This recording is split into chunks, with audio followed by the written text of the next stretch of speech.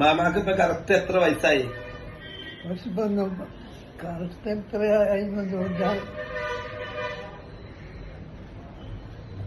101 വയസ്സ് വരെ ആയിരുന്നു. ഇപ്പൊ കൊച്ചാമ്മ ഇപ്പൊ ചെറുപ്പത്തിലുള്ള കാര്യങ്ങൾ ഓർക്കണ്ട. ഇതിലുള്ള കാര്യമാണ് ചെറുപ്പത്തിൽ നമ്മുടെ ഈ റോഡുകളിൽ എവിടെയെങ്കിലും വണ്ടികൾ കണ്ടത് ഏത് വർഷ കൊച്ചാമ്മ കണ്ടത്? എത്ര കൊല്ലം?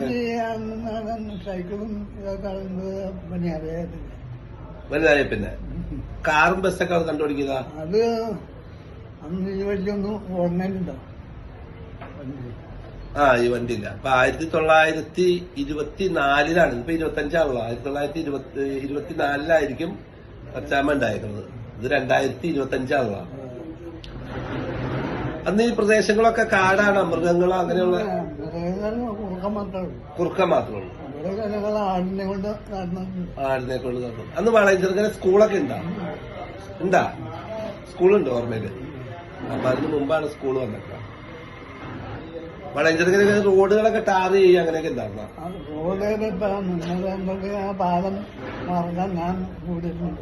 വിമലമ്പലത്തിന്റെ പാലം വാർക്കാൻ കൊച്ചാമ കൂടിയിട്ടുണ്ട് അല്ലെ? കനാല് രണ്ടുമില്ല. കനാല് 2 കനാലും ഉണ്ടായില്ല. അപ്പൊ കൊച്ചാമ്മയുടെ ഓർമ്മയിലല്ലേ വന്നേക്കണേ. കമർന്ന സ്കൂളുണ്ട് അന്ന്. അന്ന് അപ്പൊ 100 കൊല്ലത്തിന് മീതെയുള്ള സ്കൂളാണ് കമർന്ന സ്കൂൾ, അതിരാവിലെ സ്കൂള്.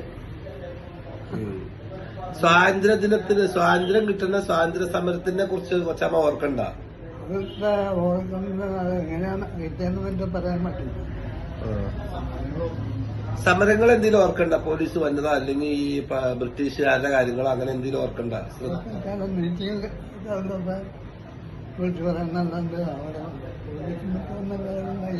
മീറ്റിംഗ് ഉണ്ടാകുമ്പോ വിളിച്ചു പറയാ? അതെങ്ങനെ വിളിച്ചു പറയാ? ആൾക്കാർ വന്ന് പറയാനാ? അന്ന് മൈക്ക് സെറ്റ് ഉണ്ടാ?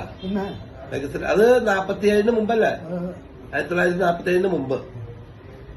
അതങ്ങനെ കൊച്ചാമ്മ എവിടെ കേട്ടേക്കണേ? വളയഞ്ചെറുക്ക പെരുമ്പാല എവിടെ കേട്ടേക്കണേ? ഈ സ്വാതന്ത്ര്യം കിട്ടുന്നതിന് മുമ്പ്. നമ്മുടെ